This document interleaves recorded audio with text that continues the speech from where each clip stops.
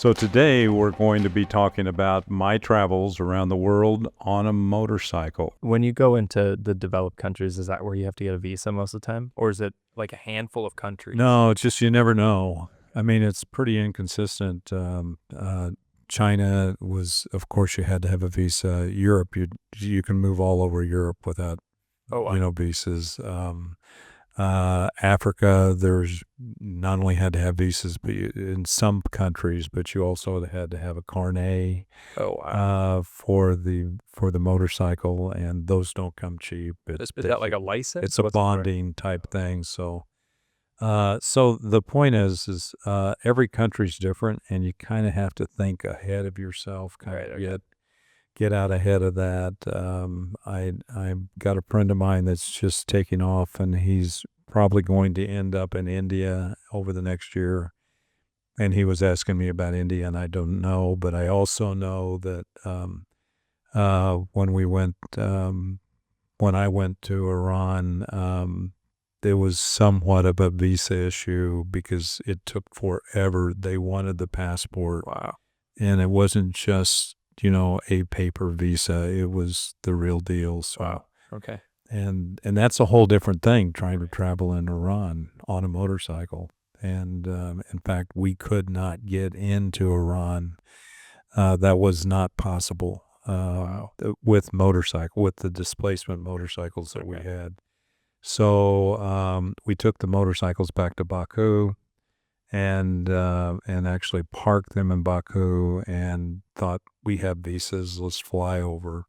So we flew to Iran. Not everybody went over with us, but a few of us flew over to Iran and had an absolutely phenomenal experience with great people. I'm telling you, I'm not so sure that the Iranians aren't my favorite group as far as their energy, their happiness, and they love to see Americans there.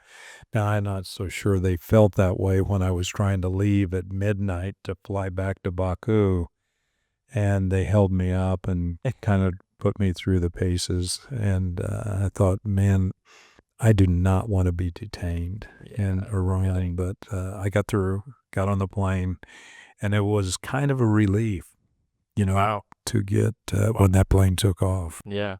Wow. You said almost your favorite. Do you have a favorite country or culture or people? I get asked that frequently, and having a favorite country when you get to do this type of travel is pretty hard, right? There are a few. I fell in love with Malawi in Africa. It's one of the poorest countries in the world, and the people were so wonderful and so, here again, hopeful about life, and I really, really enjoyed Malawi a lot. I keep coming back to Africa, even though my experiences in South America have been phenomenal. I've traveled South America more than any place, in the world. And I probably can't get enough. I'll go back as soon as I get the time and the schedule to get that done. But I would say if I had to come down to a country or two, I love Iceland. Iceland was off the charts, and the people were off the charts. And like I said, the more remote you get, the more value you find, and kind of this depth of people and resilient people, and Right. and especially when they're ready to talk, and if you can have a conversation. Australia, I mean, the outback of Australia is unbelievable. Wow.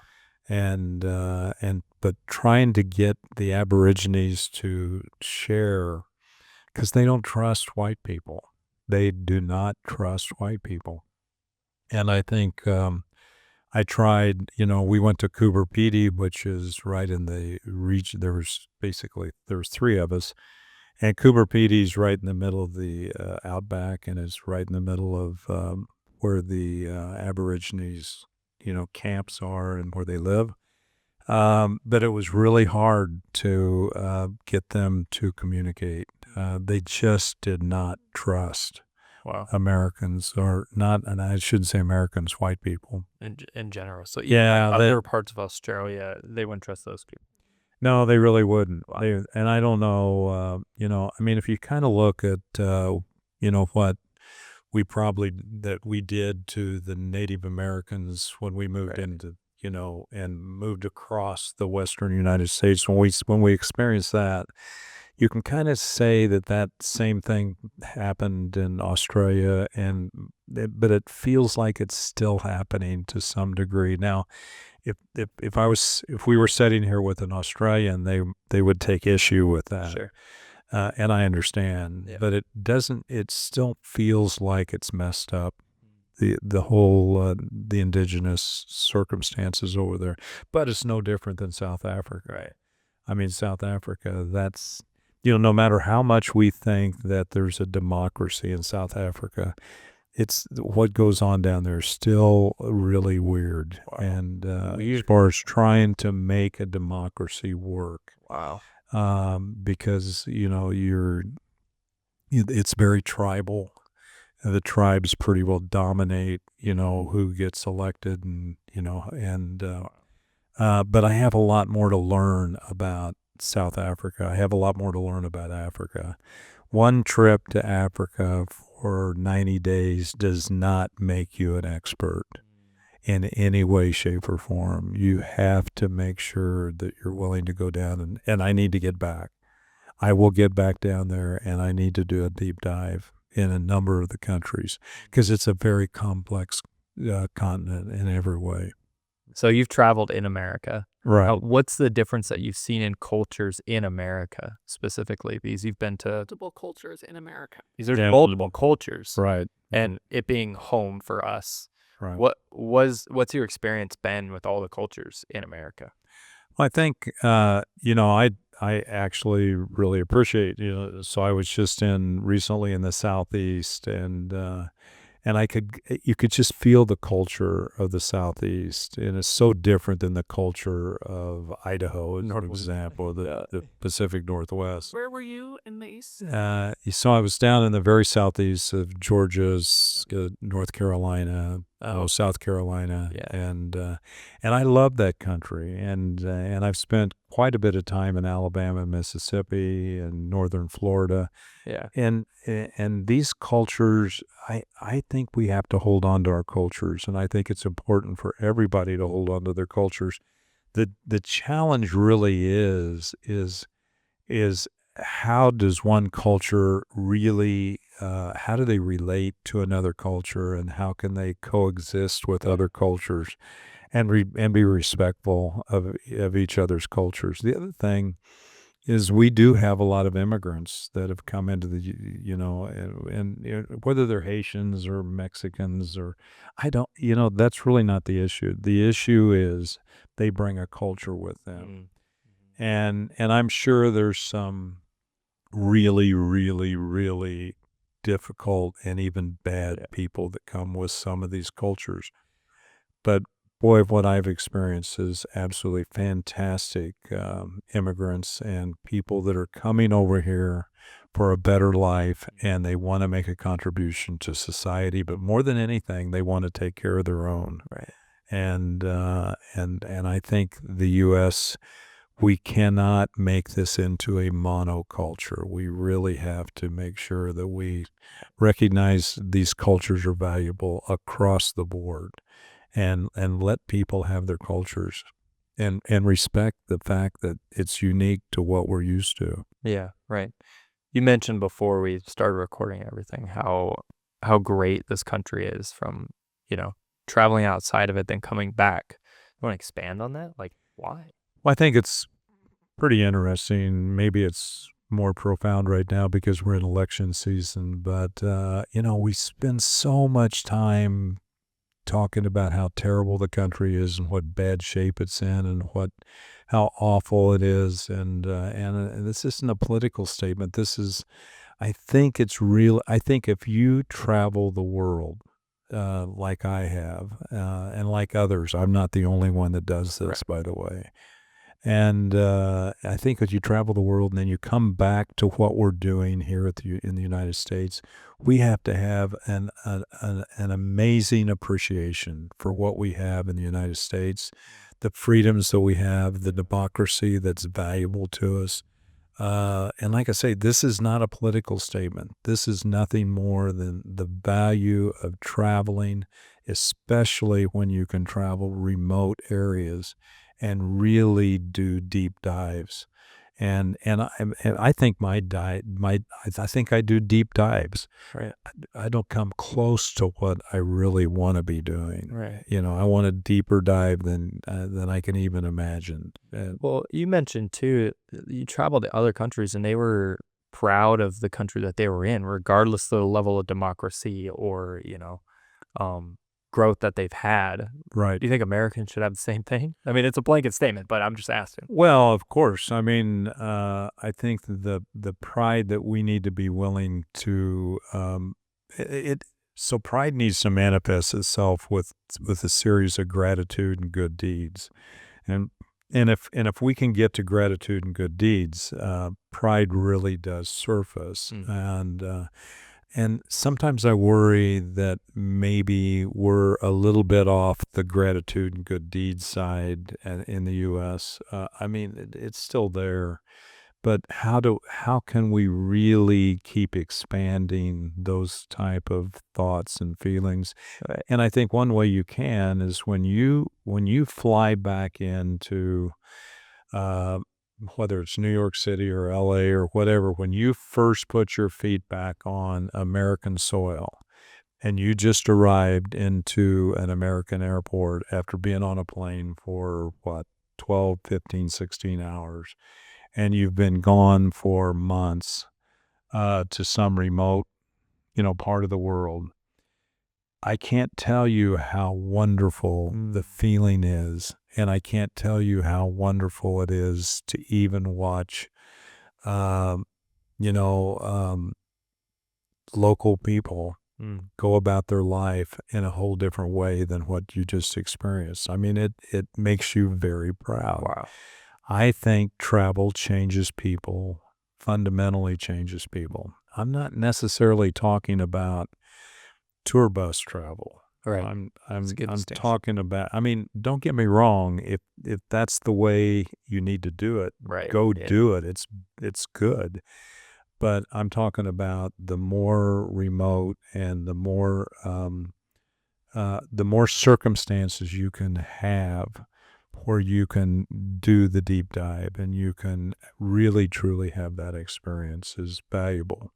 It changes the way you think. It changes the way you see things. It also, and I say this all the time, nothing will ever be black and white again. And that might be a trite statement.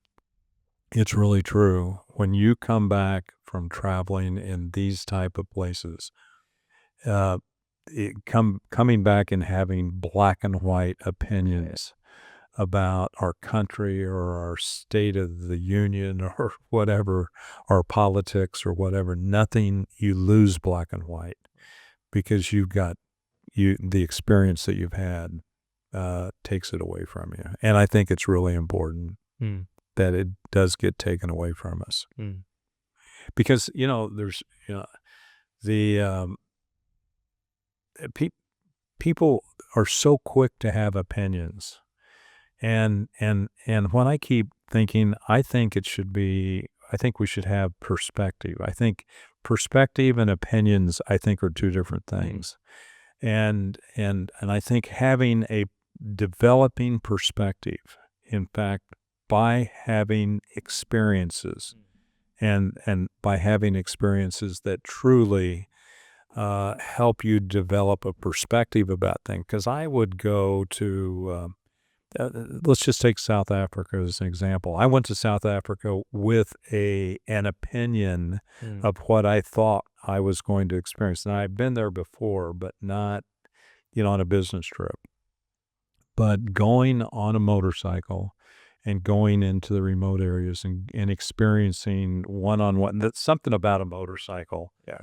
opens up a conversation with the locals. It's always just opens up a conversation. I'm pretty convinced that if I got off a tour bus with 40 other people, the locals would pretty well ignore you unless they wanted to sell you something. When you get off a motorcycle, and they will actually approach you, and they're so anxious to hear your story. Yeah. And you got to be willing to share your story. And the first thing you have to do is be willing to take off your helmet that makes you look like a Power Ranger and make them feel comfortable that I'm just out here riding with everybody else. So, but I think going to South Africa is just, I had an opinion about apartheid, democracy. I just had opinions that developed in me, and I came back with perspective. And it made me a believer that perspectives 10 times is so much more valuable than opinion. And I'm interested in my perspectives, and I'm interested in enhancing my perspective. Am I interested in developing opinions? Well, yeah, but I need to go through the perspective piece first. Right. Like that, yeah. Do you have anything, anybody? I guess we'll finish up with this. Where do you plan on traveling in 2025? I am really focused right now on what 25 looks like and what I want to get done. The one thing for sure is I don't want to be gone for months at a time this next year. I'm really interested in, my friend Pablo and I are very interested in going into the Amazon. I think experiencing the Amazon, Brazil, the Amazon, maybe even end up on the Ecuador side of the Amazon. Wouldn't that be special? And there's a great book on Teddy Roosevelt, The River of No Return. I can't remember the name of the book. It's by Candace Millard. Anyway, it talks about how Teddy Roosevelt, did a trip down the Amazon and almost died. And I mean, literally wasn't supposed to survive. But anyway, but I think that'll happen next year. No, not dying. Yeah, that's right. But then I think the other thing is, I really want to get to the Himalayas. So maybe do the Himalayas next fall. Okay. When it's the right time for, weather time, need to figure out the right weather time for the Amazon. But I think those will be the two big ones. And then I want to spend more time next summer scouting for backcountry discovery. And I've done quite a bit of it this year, and I'd like to do more of it next year. It's something that really appeals to me, and I feel like it's a really important give back to our adventure motorcycle community here in the United States. What's the name of it? The River of Doubt. The River of Doubt. That's it. It's the River Roosevelt's darkest journey. It is a great book. Everybody should read The River of Doubt. It's and it makes you appreciate Teddy Roosevelt in a big way. Hey, thanks for listening to the Along the Way podcast. It's important to me to share my experiences and share my thoughts. And so this is the perfect medium for me to be able to do this. And thank you very much.